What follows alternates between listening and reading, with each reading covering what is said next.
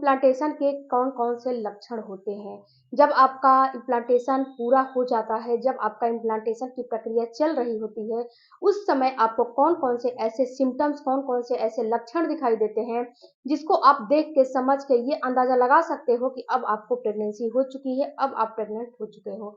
Hello family, आपका हमारे channel में बहुत महिला प्रेग्नेंट होती है, तो उसके शरीर में अनेकों बदलाव होते हैं, अनेकों जो है उतार-चढ़ाव आते हैं, बहुत ज़्यादा उतार-चढ़ाव आते हैं, बहुत ज़्यादा उसके बॉडी में चेंजेज़ होते हैं। उसी में से जब आपका इम्प्लांटेशन होने वाला रहता है, तो उस समय आपकी बॉडी में कुछ चेंजेज़ आते हैं। अगर इन चेंजेज़ को, अगर अपनी बॉडी को समझ लोगे, जान लोगे समय से पहले ही, तो ये आप अंदाज़ा लगा सकते हो कि आपको गर्भधारण हुआ है या फिर आपको पीरियड आने वाले हैं या फिर आपको सक्सेसफुल इम्प्लांटेशन हो चुके हैं। तो यहाँ पे फ्रेंड्स, आपको सबसे पहले थोड़ा-सा इम्प्लांटेशन के बारे में मैं नॉलेज दे देती हूँ कि इम्प्लांटेशन आपका कब होता है। तो इम्प्लांटेशन आपका जो पीरियड, अगर आपके पीरियड की साइकिल 28 दिन और 30 दिन की है, तो जब आपके पीरियड की साइकिल 28 दिन और 30 दिन की रहेगी, तो इसमें आपका ओवुलेशन 14वें दिन, 16वें दिन एटलीस्ट हो जाएगा। उसके बाद जब आपका ओवुलेशन हो जाता है, ओवुलेशन के कम से कम 6 से 8 दिन के बाद ही इम्प्लांटेशन की प्रक्रिया शुरू होती है, क्योंकि जब आपका ओवुलेशन हो जाता है तो अंडा फर्टिलाइज होता है। जब अंडा फर्टिलाइज होता है, तो अंडा फर्टिलाइज होने के बाद कई सेल्स में डिवाइड होते हैं। कई सेल्स में डिवाइड होने के बाद वो क्या होता है कि एक ब्लास्टोसिस्ट बनाता है। ब्लास्टोसिस्ट बनाने के बाद वो जो है, वो वहाँ से आपके फ़्लैपियन ट्यूब से, जब वो फ़्लैपियन ट्यूब से निकलता है, तो सीधे वो आपके कम से कम 3 से 4 दिन या फिर कितनी महिलाओं को 5 से 6 दिन भी लग जाते हैं।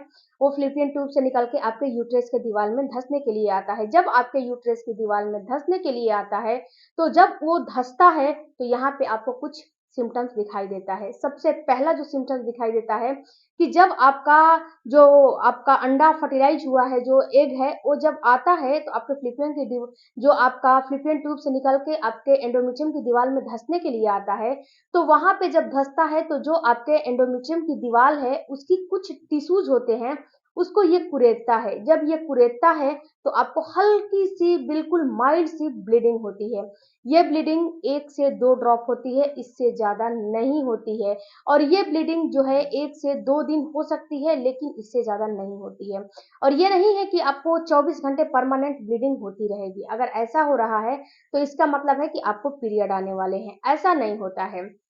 आपको जब सक्सेसफुल इम्प्लांटेशन होने वाले रहेंगे, तो उस समय क्या होगा कि आपको, जैसे कि सुबह हो गया, शाम हो गया, दोपहर हो गया, कभी भी 1 से 2 ड्रॉप आपको ब्लीडिंग आ जाएँगी, बस इससे ज़्यादा नहीं आएगा, और वहीं पे ये जो है बंद हो जाएँगे। और ये जो ब्लीडिंग आती है, ये ब्लीडिंग बिल्कुल ही नॉर्मल होती है।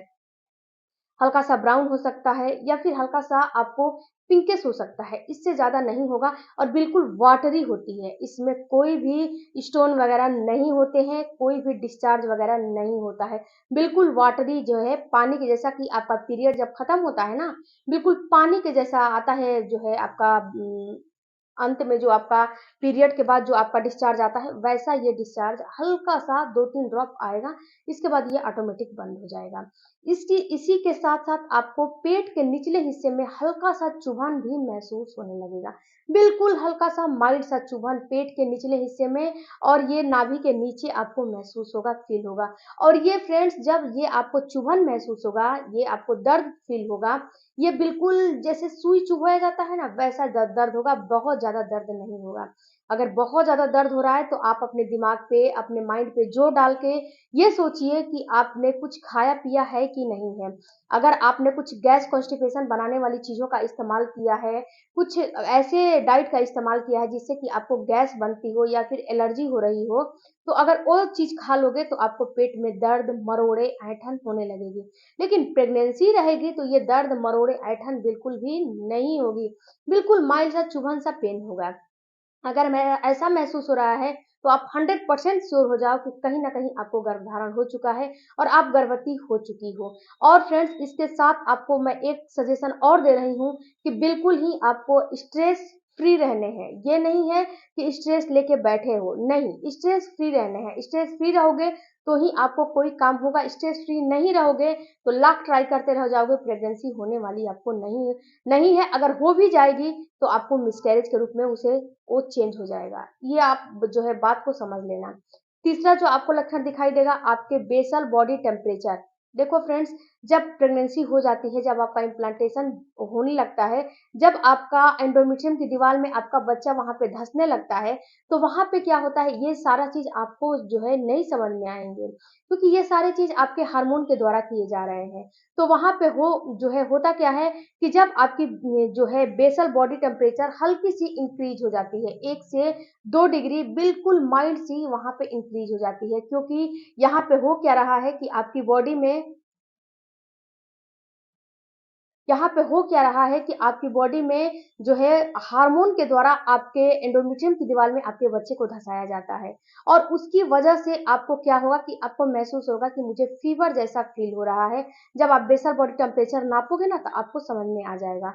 तो अगर आपका हल्का-सा जो है बेसल बॉडी टेम्परेचर बढ़ा हुआ महसूस हो रहा है, तो समझ जाओ कि कहीं न कहीं आपका बच्चा जो है धँस चुका है, आपको प्रेगनेंसी हो चुकी है।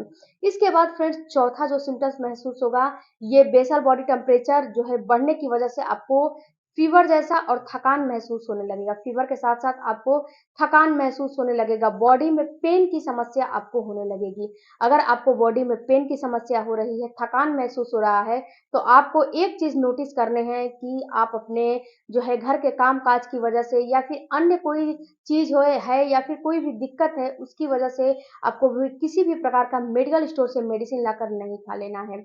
अगर मेडिसिन खा लिए, तो ये समझ लेना कि आपका गर्भधारण जो है फेल हो जाएगा, इम्प्लांटेशन 100% फेल हो जाएगा, क्योंकि आपने डॉक्टर से बताया नहीं है कि मैंने जो है गर्भधारण करने की तैयारी की है, पहली बात। दूसरी बात कि जब डॉक्टर आपको मेडिसिन देगी, तो उसमें एंटीबायोटिक ज़रूर देगा, और एंटीबायोटिक देगा, तो वो आपके गर्भधारण को फेल करने का काम करेगा, और दूसरी बात कि जो भी मेडिसिन रहेगा, वो हाई पावर का रहेगा। अगर डॉक्टर से संपर्क करके बता के लोगे कि मुझे जो है मैं गर्भधारण करने की तैयारी कर रही हूँ, तो वहाँ पे जो भी आपको डॉक्टर मेडिसिन देगा, वो कम पावर का देगा, उसका जो डोज़ है वो कम पावर का रहेगा, और एंटीबायोटिक नहीं देगा, और एंटीबायोटिक देगा भी तो आपको वैसा एंटीबायोटिक देगा जो कि गर्भधारण में काम करे। और आपको ऐसा नहीं देगा जो आपके इम्प्लांटेशन को ही जो है फेल कर दे। तो मेडिकल स्टोर से मेडिसिन लाकर आपको नहीं खाने हैं। पहली जो है बात मेरी मानिएगा आप। दूसरी बात फ्रेंड्स, कि आपको जैसे कि लेथार्जी फ़ील होने लगेगी, आपको ऐसा महसूस होगा कि जो है आपकी बॉडी बिल्कुल थकी-थकी फ़ील हो रही है।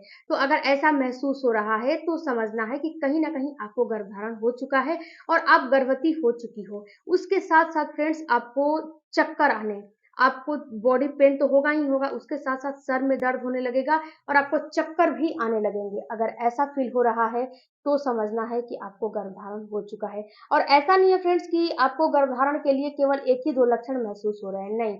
कम से कम 4 से 5 लक्षण आपको महसूस होने चाहिए गर्भधारण के लिए। तो अगर आपको महसूस हो रहे हैं, तो 100% श्योर हो जाओ कि आपको गर्भधारण हो चुका है। और ये जो लक्षण हैं, ये आपको लक्षण कब महसूस होंगे? जो आपके पीरियड आए हैं, उसके कम से कम, जो अगला पीरियड आने वाले हैं, उसके कम से कम 4 से 5 दिन या फिर 8 दिन पहले महसूस होंगे, और जो पीरियड आए हैं, उसके 20-22 दिन के बाद ये लक्षण आपको महसूस होंगे। अगर आपकी जो पीरियड है, उसकी डेट बिल्कुल नॉर्मल है। नॉर्मल का मतलब है कि 28 दिन और 30 दिन की आपकी डेट है, तो ये नॉर्मल डेट माना जाता है। तो अगर ऐसा है, तो समझना है कि अगर आपको गर्भधारण हो चुका है। इसके साथ और भी लक्षण हैं फ्रेंड्स, जो कि मैं मेरे वीडियो हैं और भी, उस वीडियो को ज़रूर आप देखिएगा। मिलती हूँ अगले वीडियो में, तब तक थैंक यू।